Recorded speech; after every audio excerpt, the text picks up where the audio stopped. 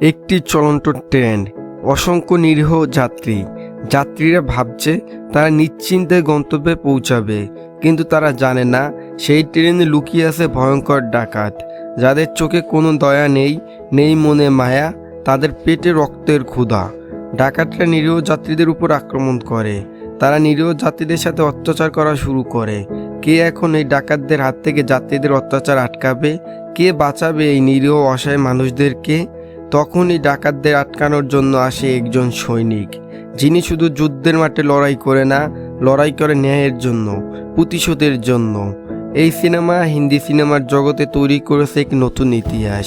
এই সিনেমা দেখিয়ে দিয়েছে যুদ্ধ শুধু অস্ত্র দিয়ে হয় না, হয় সাহসে, ক্ষোভে আর ভালোবাসার জেদে। আজকে আমি তোমাদের নিয়ে চলেছি এক রক্তমাখা ট্রেন যাত্রায়। এই ট্রেনের ভিতরে চলা একজন সৈনিক আর 40 জন ডাকাতের মধ্যে হওয়া ভয়ঙ্কর যুদ্ধ, যেখানে প্রতিটা মুহূর্ত মৃত্যুর ছায়া, আর একজনের বুকের ভিতরে ধাউ ধাউ করে জ্বলা প্রতিশোধের আগুন। চলো দেখা যাক কিভাবে একটি ভালোবাসার গল্প ধীরে ধীরে রূপ নেয় ভয়ঙ্কর প্রতিশোধের মিশনে। আর হ্যাঁ বন্ধুরা, আমরা মুভি দেখি এন্টারটেনমেন্টের জন্য, কিন্তু একটি মুভি থেকে অনেক মেসেজ পাওয়া যায়, যে মেসেজটি আপনার জীবনে কাজে আসতে পারে। আশা করি এই মুভি থেকে আপনার এমন একটি মেসেজ নিতে পারবেন, সেটা হয়তো আপনার জীবন চেঞ্জ করে দিতে পারে। আর কথা বলবো না, আজকের মুভি এক্সপ্লেনেশন ভিডিও শুরু করা যাক। মুভির শুরুতে দেখানো হয় অনেকজন সৈনিক 10 দিনের মিশন শেষ করে আসছে। তারপর মেইন ক্যারেক্টারকে দেখানো হয়, যার নাম হলো ক্যাপ্টেন রাথোর। তার সাথে তার বন্ধু বীরেশ। তারা তাদের ওয়েপেন জমা দিয়ে বাসায় যায়। বাসায় বীরেশ মোবাইল অন করে, তখন বীরেশ দেখে রাথোরের গার্লফ্রেন্ড অনেকগুলো মেসেজ দিছে। বীরেশ রাঠোরকে বলে, তখন রাঠোর জলদি করে মোবাইল বের করে মেসেজ দেখতেছিল। রাঠোর দেখে তার গার্লফ্রেন্ড অনেকগুলো মেসেজ দিছে। মেসেজে লেখা ছিল তার গার্লফ্রেন্ডের বিয়ে ঠিক হয়ে গেছে, আজ তার এঙ্গেজমেন্ট। এটা দেখে রাথোর কল করে বলে, আমি আসতেছি। সিন শিফট হয়, রাথোরের গার্লফ্রেন্ড, যার নাম হলো তুলিকা, তাকে দেখানো হয়। তুলিকার ছোট বোন আহানা তুলিকাকে বলে, তুমি কেন করতেছো এই এঙ্গেজমেন্ট? তুলিকা বলে, করুক, আমাকে যার সাথে এঙ্গেজমেন্ট তাতে আমার কি? আমি শুধু রাঠোরকে ভালোবাসি, আমি তাকে বিয়ে করব।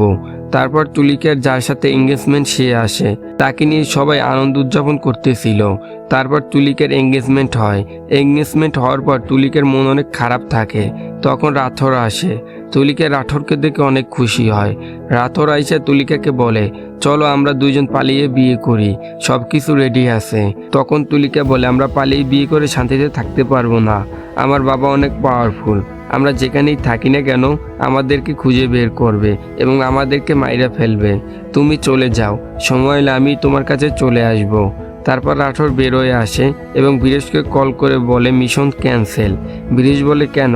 রাথোর বলে, তুলিকে আমাকে বলেছে সে নিজেই বিয়ে ভাঙ্গে আমার কাছে চলে আসবে। এখন যদি আমার সাথে চলে আসতো তাহলে তার বাবার মান সম্মান চলে যেত। তখন তুলিকার মেসেজ আসে, সেখানে লেখা ছিল, কালকে আমি এবং আমার পরিবারের সবাই দিল্লি যাচ্ছি। পরের দিন তুলিকা ও তার পরিবারের সবাই এবং একজন বডিগার্ড নিয়ে তারা ট্রেনে যাইতেছে। তারপর একজনকে দেখানো হয়, যার নাম হলো ফেনি। ফেনির কাছে কল আসে, ফেনি কল কাইটা দেয়। তারপর ফেনির বাইকে চড়ে রেল স্টেশনে পৌঁছায় এবং ট্রেনে চড়ে। ফেনি ট্রেনে চড়ার পর ফেনির কাছে আবারও কল আসে। ফেনি কল ধরে। কলের অপর দিকে ফেনির বাবা ছিল। ফেনির বাবা ফেনিকে বলে, বগি নাম্বার বলো, আমরা অপেক্ষা করতেছি। তখন ফেনি তুলিকাকে দেখতে পায়। ফেনি তুলিকার কাছে জিজ্ঞেস করে, বগি নাম্বার কত? তুলিকা বলে A1। তারপর ফেনি তার বাবাকে বলে, A1 বগিতে। এইটা বলে ফেনি কল কাইটা দেয়। অন্যদিকে তুলিকা ওয়াশরুম থেকে বের হইতেছিল। তখন তুলিকার সামনে রাথোর আসে। তুলিকা রাথোরকে দেখে অবাক হয়ে যায়। রাথোর তুলিকাকে নিয়ে ওয়াশরুমে ঢুকে রাথোর পকেট থেকে একটি আংটি বের করে তুলিকাকে প্রপোজ করে। তুলিকা অনেক খুশি হয়, রাথোর আংটি পরাবে। এজন্য তুলিকা তার এঙ্গেজমেন্টের আংটি খুলে রাখে। তারপর রাথোর তুলিকার হাতে আংটি পরিয়ে দেয়। তারপর রাথোর সেখান থেকে চলে আসে। রাথোরের সাথে তার বন্ধু বীরেশও আছে। তাদের দুজনকে দেখে একটি ছেলে, যার নাম হলো আরিফ, সে বলে, আপনারা কি সৈনিক? বীরেশ বলে, আমরা স্পেশাল কমান্ডো। আরিফ বলে, আমারও স্বপ্ন আমি একজন সৈনিক হব আপনাদের মতো, এই ছেলেটিকে আপনারা মনে রাখেন। সিন শিফট হয়, ফেনী যেখানে ছিল সেখানে পুলিশ আসে। ফেনী পুলিশের সাথে কথা বলতেছে। অন্যদিকে তুলিকা রাথোরের সাথে চ্যাট করতেছে। তখন তুলিকার বোন আহানার ওয়াশরুম পায়, এই জন্য আহানা ওয়াশরুমে যাইতেছিল। তখন তাদের বডিগার্ড আহানার সাথে আসতে চায়, আহানা তাকে নিষেধ করে। আহানা বগির গেট খুলে দেখে ফিনি পুলিশের সাথে কথা বলতেছে। তখন ফিনি আহানাকে বলে ওয়াশরুম ফুল। এটা শুনে আহানা অন্য বগির ওয়াশরুমে যাইতেছে। তখন বডিগার্ড আহানার সাথে যাইতে চায়, আহানা তাকে এবারও আসতে নিষেধ করে। তারপর একজন লোক গ্রুপে কিসের জানি মেসেজ দেয়। মেসেজ দিবার সাথে সাথে কয়েকজন মানুষ তাদের ব্যাগ গুছায়। এটা পুলিশ অফিসার দেখে বলে, স্টেশন আসতে তো এখন অনেকক্ষণ বাকি আছে, তাহলে তারা এখনই কেন ব্যাগ গুছাইতেছে? তখনই ফেনী পুলিশ অফিসার মাথায় আঘাত করে, পুলিশ অফিসার মারা যায়। অন্যদিকে সেই গ্রুপে মেসেজ দিবার লোকটি জ্যামার অন করে। জ্যামার অন করার পর সবার মোবাইলে নেটওয়ার্ক চলে যায়। তারপর একজন লোক বগির শাটার লাগিয়ে দেয়, যাতে অন্য বগি থেকে কেউ আসতে না পারে। শাটার লাগানোর পর সেই লোকগুলো ডাকাতি করা শুরু করে। যারা টাকা জিনিস দিতে চাইছিল না তাদেরকে মাইরে টাকা জিনিস নিতেছিল। এই একই বগিতে তুলিকার পরিবারও ছিল। তখন তুলিকার মা ডাকাত হামলা দেখে বলে, আহানা কোথায়? আহানাকে অনেকক্ষণ দেখতেছি না। তখন তাদের বডিগার্ড বলে, আমি দেখতেছি আহানা কোথায় আছে। তখন তাদের পাশ দিয়ে ফেনী যাইতেছিল। ফেনী তুলিকাকে দিকে দাঁড়িয়ে যায়। অন্যদিকে আহানা ওয়াশরুম থেকে বের হবার পর দেখে বগি থেকে মানুষ দৌড়ে বের হইতেছে। যারা বের হইতেছিল তাদের শরীরে রক্ত ছিল। ফেনী আর তার ফুফাতো ভাই রবি তুলিকাকে নিয়ে উল্টাপাল্টা কথা বলতে থাকে। তখনই তুলিকার বাবা বালদেব সিং ঠাকুর বলে, তোমরা ভালো করতেছো না। এটা শুনে ফেনিক রেগে গিয়ে বালদেব সিং ঠাকুরকে মারতে চায়। তখনই ফেনীর ফুপা, যার নাম হলো বাবান, সে ফেনীকে আটকায়। বাবান ফেনীকে বলে, এ হলো বালদেব সিং ঠাকুর, আইপিএস অফিসার। এটা শুনে ফেনী বলে, এ তো জ্যাকপট। তখনই তাদের বডিগার্ড আইসা ফেনীকে মারতে চায়। ফেনী তখন বডিগার্ডের গলায় আঘাত করে। তখন অনেক যন্ত্রণার সাথে বডিগার্ড মারা যায়। তারপর ফেনী বাবানকে বলে, এখন বালদেব সিং ঠাকুর আমাদেরকে দেখে ফেলেছে, এখন তাকে মেরে ফেলি।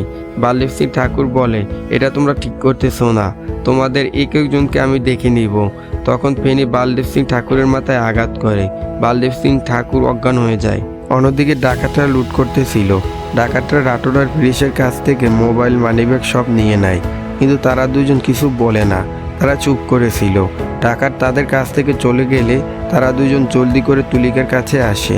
রাথোর সেখানে আইসা দেখে তুলিকার মায়ের গলায় একটি ডাকাত চাকু ধরে রেখেছে এবং পাশে তাদের বডিগার্ডের লাশ পড়ে রয়েছে। তখন রাঠোর বাবানকে কিক মারে। বাবান আবার রাঠোরকে চাকু দিয়ে মারতে গেলে বীরেশ ওই চাকু বাবানের শরীরে ঢুকিয়ে দেয়। বাবান মারা যায়। রাথোর অন্য ডাকাতদের সাথে ফাইট করতেছিল। এক পর্যায়ে একটি ডাকাত রাথোরের পিছন থেকে চাকু ঢুকিয়ে আঘাত করে। তারপর ডাকাতরা সেখান থেকে চলে যায়। ডাকাতরা চলে যাবার পর বীরেশ ট্রেন থামানোর জন্য চেন টান দিতে যায়। তখন বীরেশ দেখে চেন কাইটে দিছে। সেটা বীরেশ রাঠোরকে বলে। তখন তুলিকার মা বলে, আহানা ওয়াশরুমে গেছিল, এখনো ফিরে আসেনি। এটা শুনে রাঠোর ওয়াশরুমের দিকে যায়। রাঠোরের পিছে তুলিকা, তার বাবা ও মা আসে। তারা ওয়াশরুমে আইসা দেখে আহানা ওয়াশরুমে নাই। আহানাকে না পেয়ে তুলিকার মা অনেক চিন্তিত হয়ে যায়। অন্যদিকে সব ডাকাত বাবানের কাছে আসে। বাবানের কাছে আইসা কান্না করতে থাকে। বীরেশ রাঠোরকে ডাক দেয়। সেটা তুলিকা শুনে রাঠোরকে বলে, না, তোমার কোথাও যাবার প্রয়োজন নাই, তুমি আমার সাথে চলো। রাঠোর বলে, আমার কিছু হবে না, আমি ফিরে আসব। তারপর রাঠোর আর বীরেশ পজিশন নিয়ে দাঁড়িয়ে থাকে। অন্যদিকে বাবানের ছেলে রবি, সে তার বাবার মরদেহের সাথে বসে কান্না করতে থাকে। ফিনি তার ফুপাকে হারিয়ে অনেক রেগেছিল। তখন একজন বলে, সর্দারকে জানাতে হবে। এটা ফিনি শুনে বলে, না, কেউ বাবার কাছে কল করবে না, আমি ওই বালদেব সিং ঠাকুরকে আর ওই সৈনিক দুজনকে মেরে ফেলবো, তারপর কল করবে। তারপর রবি ও সব ডাকাতরা বালদেব সিং ঠাকুর আর ওই সৈনিক দুজনকে মেরে ফেলার জন্য যায়। শুধু ফিনি আর তার চাচা যায় না, তারা কিসের জানি প্ল্যান করতেছিল। অন্যদিকে ডাকাতরা সৈনিক আর বালদেব সিং ঠাকুরকে খুঁজতেছিল। তারা তো জানে না সৈনিক দুজন তাদের জন্য অপেক্ষা করতেছে। তারা আসার পর রাঠোর আর বীরেশ এক একজন ডাকাতকে খুব ভালোভাবে সাহায্য করতেছিল। ডাকাতরা সংখ্যায় বেশি ছিল, তারপরও ডাকাতরা পারতেছিল না। তখন ফেনী একটি বাচ্চা ছেলের গলায় চাকু ধরে নিয়ে আসে। নিয়ে আইসা বলে, ওদের সবাইকে ছাইড়ে দাও, তা নাহলে আমি ওই বাচ্চাকে মেরে ফেলবো। বীরেশ বাচ্চাটিকে ছাইড়ে দিতে বলে। তখন ফেনী বীরেশের উপর গুলি করে। গুলি বীরেশের সিনায় লাগে। তখন ডাকাতরা রাঠোরকে মেরে ফেলার চেষ্টা করে। রাঠোর শাটার বন্ধ করে দিয়ে বীরেশকে নিয়ে যাইতেছে। তখন রবি রাঠোরের উপর আক্রমণ করে আর অন্য ডাকাতরা বীরেশের উপর আক্রমণ করে। বীরেশ ডাকাতদের সাথে ফাইট করতেছিল। তখন ফেনী একটি দা বীরেশের সিনায় ঢুকিয়ে দেয়। অন্যদিকে রাঠোর রবির সাথে ফাইট করতেছিল। তখন রাঠোর দেখে ফেনী বীরেশকে গলায় চাকু ধরে নিয়ে যাইতেছে। এটা দেখে রাঠোর রবিকে মাইরে অজ্ঞান করে নিজের সঙ্গে নিয়ে আসে। তারপর রাঠোর রবিকে বগির গেটে বাইরে ঝুলিয়ে রাখে। রবিকে বাইরে রাখার পর রাঠোর তুলিকার কাছে বলে আহানা কোন বগিতে যাইতে পারে। তখন তুলিকা বলে এটুতে যায়নি তো। তারপর আহানাকে দেখানো হয়। আহানা একটি অজানা ফ্যামিলির সাথে বসে আছে। আহানা দেখে ফেনী বীরেশকে নিয়ে আসছে। তখন ফেনীর চাচা বলে রবি কোথায়। তারপর জ্যামার অফ করে। ঢাকার সর্দার ফেনীর বাবার কাছে কল করে। ঢাকার সর্দার এইসব শুনে জলদি করে অন্য সব ডাকাতদের নিয়ে ট্রেনে ওঠে। ডাকাত সর্দার ট্রেনে ওঠে দেখে তার দুলাভাইয়ের লাশ পড়ে আছে। সবাই তার পাশে কান্না করতেছে। সর্দার বলে এইটা কে করেছে। তারপর সর্দার বীরেশকে ইচ্ছা মতো মারে। সর্দার বীরেশকে জানে মেরে ফেলতে চায়। তখন ফেনী তাকে আটকায়। তখন ফেনী বলে রবিকে ধরে নিয়ে গেছে। তারপর ফেনী তার বাবাকে সব খুলে বলে। সব কিছু বলার পর ফেনী একটি দড়ি দিয়ে ট্রেনে ছাদে ওঠে। ফেনী ট্রেনে ছাদে ওঠে যে বগিতে রবি ছিল সেই বগির দিকে যাইতে থাকে। অন্যদিকে রাথোর তুলিকার সেফটির জন্য একটি চাকু দেয়। এই চাকুটিকে আপনারা মনে রাখেন।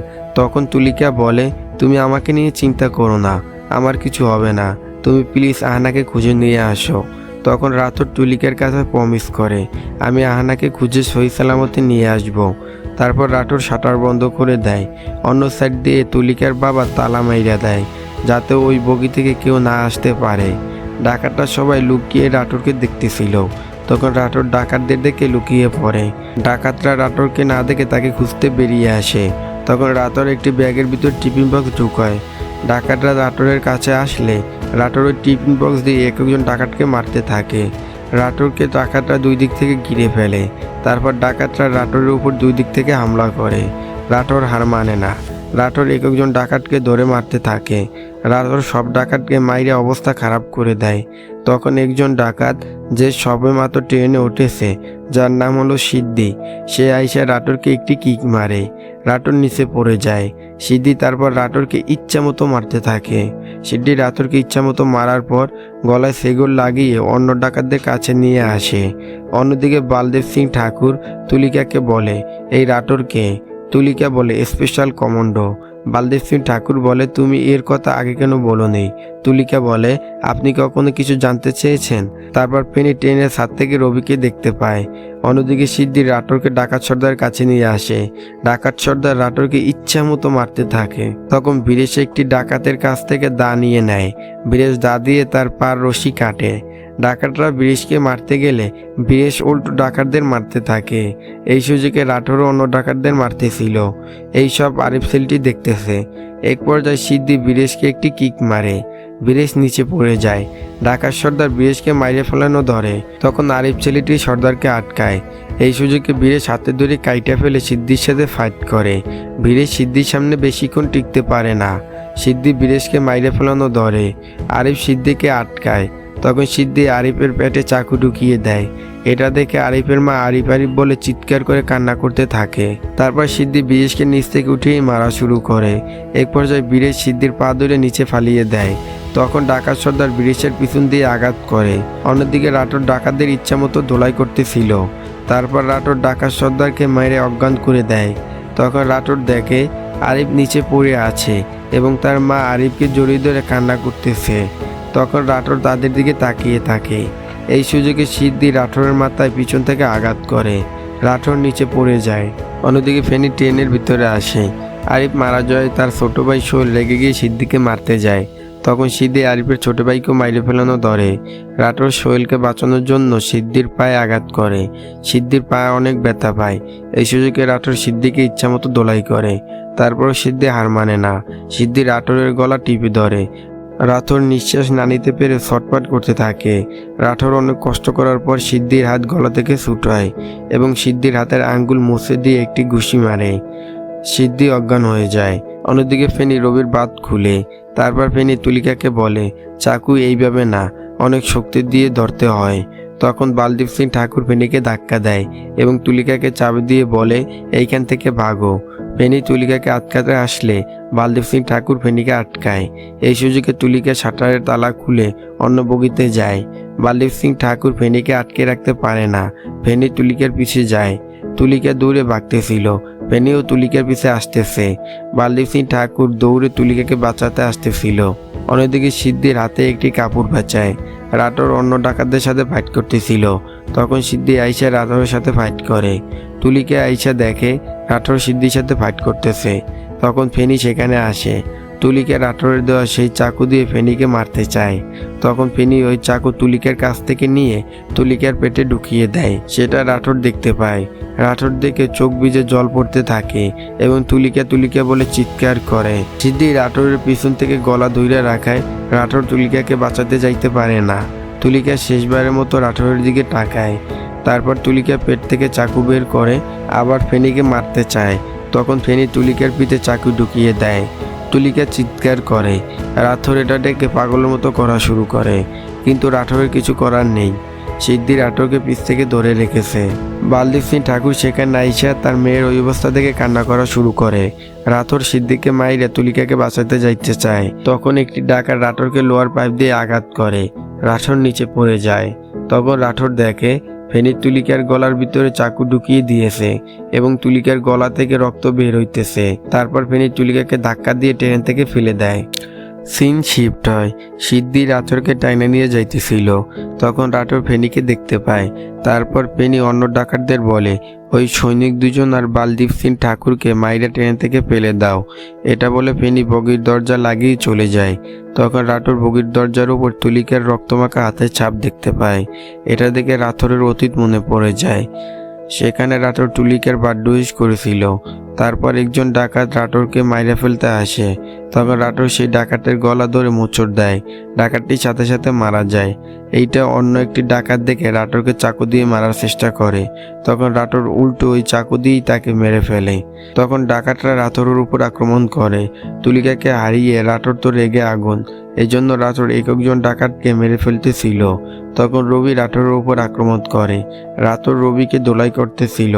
তখন পিছন থেকে একটি ডাকাত রাঠোরের মাথায় আঘাত করে। ফেনী এই সুযোগে রবিকে এইখান থেকে নিয়ে যায়। তখন যে ডাকাতটি রাঠোরের মাথায় আঘাত করেছিল, রাঠোর সেই ডাকাতটির মাথায় আঘাত করা শুরু করে। ডাকাতটির মাথায় আঘাত করতে করতে ডাকাতটির মাথা ট্রেনের সাথে মিশিয়ে দেয়। ডাকাতটি মারা যায়। ডাকাতগুলোকে মাইরে ফেলানোর পরও রাঠোরের রাগ কমে না। তখন রাঠোর কিছু ডাকাতের কথা শুনতে পায়। তখন রাঠোর আরও কয়েকটি ডাকাত দেখতে পায়, যার মধ্যে ফেনীর চাচাও আছে। ডাকাতরা রাঠোরকে দেখে আক্রমণ করে। রাঠোর একজন ডাকাত ধরে হিংস্র জানোয়ারের মতো মেরে ফেলতেছিল। একজন ডাকাতকেও রাঠোর ছাড়ে না। সব ডাকাতদের রাঠোর মেরে ফেলে। অন্যদিকে ডাকাতরা ট্রেন থেকে নামার জন্য সব ব্যাগ গোছাইতেছিল। তখন রবি ডাকাত সর্দারের কাছে আসে। সর্দার রবিকে দেখে জড়িয়ে ধরে। তখন ফেনী বলে, আরে এ কেমন সৈনিক, আমাদের এত মানুষদেরকে মেরে ফেললো। তখন সর্দার তার নিজের সন্তানের গলায় চাকু ধরে বলে, কেন ওই মেয়েকে মেরে ফেলেছ? ফেনী বলে, আমি তো বালদীপ সিং ঠাকুরের পরিবার কি শেষ করে দিতে চাইছিলাম, তা না হলে বালদীপ সিং ঠাকুর আমাদেরকে শেষ করে দিবে। সর্দার বলে, বালদীপ সিং ঠাকুরকে? রবি বলে, আইপিএস। এটা শুনে সর্দারের মাথা খারাপ হয়ে যায়। তখন সর্দার বলে, এখন যদি আমরা তাদেরকে ছাইড়া দিই তাহলে বালদীপ সিং ঠাকুর এবং ওই সৈনিক দুজন আমাদেরকে যেখানে লুকিয়ে থাকি না কেন সেখান থেকে খুঁজে বের করে মেরে ফেলবে। আমাদের এখন তাদের সবাইকে মেরে ফেলতে হবে। কাউকে বাঁচিয়ে ফিরে যাইতে দেওয়া যাবে না। অন্যদিকে বীরেশ রাঠোর তারা সবাই এওন বগিতে ফিরে আসে। তখন তুলিকার মা আইসা বলে, আহানা কোথায়? আহানাকে খুঁজে পেয়েছো? বালদীপ সিং ঠাকুর কান্না করা শুরু করে। তুলিকার মা বলে, তুলিকা তোমার সাথে গেছিল, তুলিকা কোথায়? তখন বালদীপ সিং ঠাকুর বলে, তুলিকাকে তারা মেরে ফেলেছে। এটা শুনে তুলিকার মা কান্না করা শুরু করে। এটা দেখে রাঠোরও কান্না করা শুরু করে, কারণ তার ভালোবাসার মানুষকে তার সামনে মেরে ফেলেছে। রাঠোর কল্পনা করে সে তুলিকার কাছে প্রমিস করেছিল সে আহানাকে খুঁজে নিয়ে আসবে। তাই রাঠোর সিদ্ধান্ত নেয় সে এখন আহানাকে খুঁজে নিয়ে আসবে। তখন রাঠোর দেখে বাহিরে রশি ঝুলতেছে। রাঠোর ভাবে সে ওই রশি দিয়ে অন্য বগিতে যাবে। তখন বীরেশ আসে। বীরেশ আইসে রাঠোরকে বলে, কি করতেছো? রাঠোর বলে, আমি তুলিকাকে প্রমিস করেছিলাম আহানাকে খুঁজে নিয়ে আসবো। ডাকাতরা যদি আহানাকে খুঁজে পায় তাহলে তারা তাকে মেরে ফেলবে। আমাকে আহানাকে খুঁজে নিয়ে আসতে হবে। এটা শুনে বীরেশ বলে, তুই যা, কিন্তু আমি তোর সাথে যাব। বীরেশ রাঠোরকে একা যাইতে দিবে না। তখন রাঠোর বলে, আমি তুলিকাকে হারিয়ে ফেলেছি, এখন যদি তোকে হারিয়ে ফেলি তাহলে আমি কাকে নিয়ে বাঁচবো? অন্যদিকে ডাকাতরা সব মানুষদের মাইরা জিজ্ঞেস করে, বালদীপ সিং ঠাকুরের মেয়েকে বলো, বালদীপ সিং ঠাকুরের মেয়েকে। তখন ডাকাত সর্দার ফেনীকে আটকায় এবং একটি প্ল্যান করে সাধারণ মানুষের মধ্যে তাদের লোক বসিয়ে দেয়। সিন শিফট হয়। রাঠোর দেখে কয়েকজন লোক তাদের দিকে আসতেছে। রাঠোর তাদেরকে আটকায়। তখন লোকগুলো বলে, আমরা অনেক কষ্ট করে তাদের কাছ থেকে ভাইগে আসছি, আমাদেরকে যাইতে দাও। অন্যদিকে সিদ্ধি ব্যাগ গুছিয়ে ডাকাত সর্দারের কাছে আসে। আয়শা বলে, বাবা কোথায়? ডাকাত সর্দার চুপ করে থাকে। তাতে সিদ্ধি বুঝে যায় তার বাবা আর নেই। রাঠোর সেই লোকগুলো নিয়ে আসে। তখন সোহেল দেখে একজন লোকের কাছে চাকু আছে। তখন ওই ডাকাত সোহেলের উপর আক্রমণ করে। রাঠোর সোহেলের কাছে যাইতে চাইলে অন্য আরেকটি ডাকাত রাঠোরের শরীরে চাকু ঢুকিয়ে দেয়। তখন রাঠোর ওই চাকু দিয়ে তাদের 12টা বাজিয়ে দেয়। তারপর রাঠোর একজন ডাকাতকে ট্রেন থেকে ফেলে দেয়। তারপর রাঠোর অন্য ডাকাতটিকে বলে, যা তোর সর্দারকে গিয়ে বল তোর আব্বু আসতেছে। ওই ডাকাতটিকে রাঠোর ছাইড়া দেয়। ওই ডাকাতটি অন্য ডাকাতের কাছে গিয়ে বলে, ওই সৈনিক তোমাদের শেষ করতে আসতেছে। এটা বলে ডাকাতটি মারা যায়। ডাকাত মারা যায়, অন্য ডাকাতগুলো কান্না করতে থাকে। তখন একজন ডাকাত ফেনীকে বলে, এই ঝামেলা তুই শুরু করছো, কিন্তু তা আমরা ভুগতেছি, আমরা সামনের স্টেশনে নামে যাব। এটা শুনে সিদ্ধি রেগে যায়। সিদ্ধি রেগে গিয়ে একজনকে মারে। তারপর সব ডাকাতদের মধ্যে ঝামেলা বেজে যায়। তখন ডাকাত সর্দার আসে। তখন সবাই চুপ হয়ে যায়। সর্দার জিজ্ঞেস করে, কি হয়েছে এখানে? তখন অন্য ডাকাতরা বলে, আমাদের এই ট্রেন থেকে নেমে যেতে হবে, তা নাহলে আমাদেরকে মেরে ফেলবে। তখন সর্দার বলে, ওকে তোমরা চলে যাও, কিন্তু কালকে যখন বালদীপ সিং ঠাকুর আর ওই সৈনিকরা তোমাদের কি ছাইড়া দিবে? তোমরা তার মেয়েকে মেরেছো, তোমাদেরকে খুঁজে বের করে নিয়ে আসবে এবং মেরে ফেলবে। এটা শুনে সব ডাকাতরা চিন্তিত হয়ে যায় এবং না যাবার সিদ্ধান্ত নেয়। অন্যদিকে রাঠোর যে ডাকাতগুলোকে মেরে ফেলেছে তাদের সবাইকে বগিতে বাইরে ঝুলিয়ে রাখে। তারপর রাঠোর সেই দড়ি ধরে ট্রেনের ছাদে ওঠে, অন্য বগির দিকে যায়। ডাকাতরা রাঠোরকে খুঁজতে আসে। আইসে তারা যা দেখে তা দেখে সবাই অবাক হয়ে যায়। তারা দেখে তাদের অন্য ডাকাত সঙ্গীদের মাইরা বগির ছাদে বাইরে রেখেছে। তারপর তারা সবাইকে বাত খুলে নিচে নামায় এবং তাদের ধরে কান্না করতে থাকে। সিদ্ধি তার বাবাকে খুঁজতেছে। তখন সিদ্ধি তার বাবাকে খুঁজে পায়। তখন সিদ্ধি দেখে তার বাবার লাশ বাইরে ঝুলিয়ে রেখেছে। সিদ্ধি তার বাবাকে জড়িয়ে ধরে কান্না করতে থাকে। তখন ডাকাত সর্দার দেখে অন্য ডাকাতগুলো তাদের সঙ্গীদের লাশ ধরে কান্না করতেছে। রাঠোর অন্য বগিতে আসে। তারপর রাঠোর দেখে তার সামনে দুইজন ডাকাত দাঁড়িয়ে আছে। তখন রাঠোর ওই ডাকাত দুজনকে মাইরে ফেলে। সিন শিফট হয়। সিদ্ধির আগে তার বাবার খুনের প্রতিশোধ নিতে যাইতে চায়। তখন ডাকাত সর্দার তাকে আটকে বলে, এখন মাথা খারাপ করা যাবে না, আমাদেরকে কৌশলে কাজ করতে হবে। অন্যদিকে রাঠোর আহনাকে খুঁজতেছিল। রাঠোর ট্রেনে থাকা মানুষদেরকে বলে, 15-16 বছরের একজন মেয়েকে দেখেছেন? তখন একজন লোক বলে, হ্যাঁ, ওই মেয়ে আরও 4-5 জনকে ডাকাতরা তাদের সাথে নিয়ে গেছে।